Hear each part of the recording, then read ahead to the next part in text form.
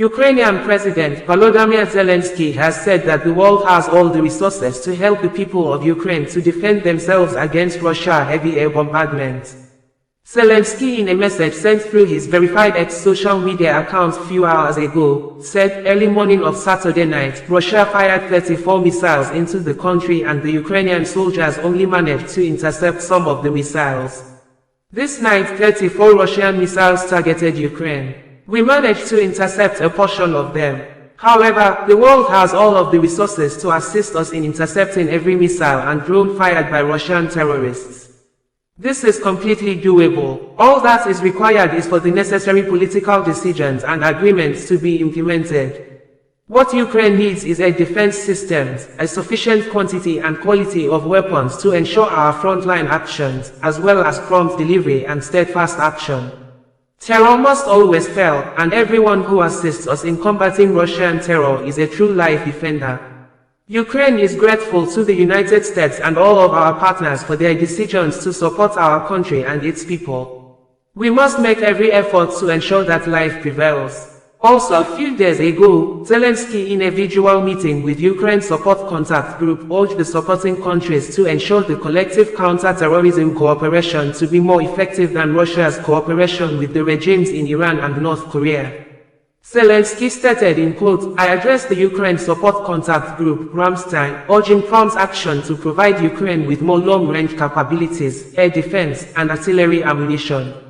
If the necessary steps are taken, we will disrupt Putin's plans and regain the initiative. Predatory regimes like Russia's are rapidly increasing their appetite for aggression. When they succeed in one part of the world, it creates problems in many other places. Aggression spreads when not stopped." Dear friends, please do not forget what you are deciding. This is not just about the arms supply.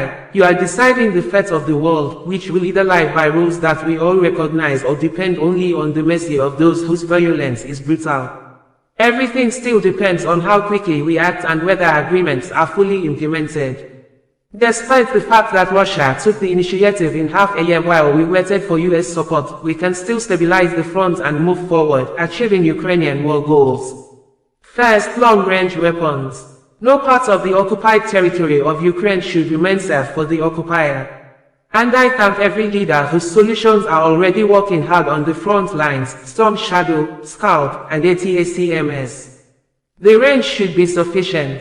Second, air shield. This year, Russian jets have already used more than 9,000 guided aerial bombs against Ukraine. We need the ability to shoot down their combat aircraft so that they do not approach our positions and borders. It is possible. Protecting Ukrainian cities from Russian missiles is possible. We urgently need Patriot systems and missiles. They can and should save lives. At least 7 Patriots are necessary for our cities to be safe. Partners have them, and they truly can change the situation for the better. The transition to the F-16 should be accelerated. Our counter-terrorism cooperation must be more effective than Russia's cooperation with the regimes in Iran and North Korea. Third, artillery. Many of those present at Ramstein were soldiers in the past. And you can imagine what our soldiers feel when they simply have nothing to respond to enemy fire. The 1-to-10 ratio of artillery inspires Putin to continue to fight. Putin believes that he will walk through the ruins and try to launch his counter-offensive. We must disrupt it. Our soldiers need artillery, enough 155mm shells, to stop Russian assaults and undertake our own active operations. I thank every country that effectively helps with this. Please pay close attention to weapon production, both in your countries and in our joint projects, including those in Ukraine. For example, we now have the potential to manufacture drones in Ukraine, which far exceeds our financial capabilities. The same goes for EW systems.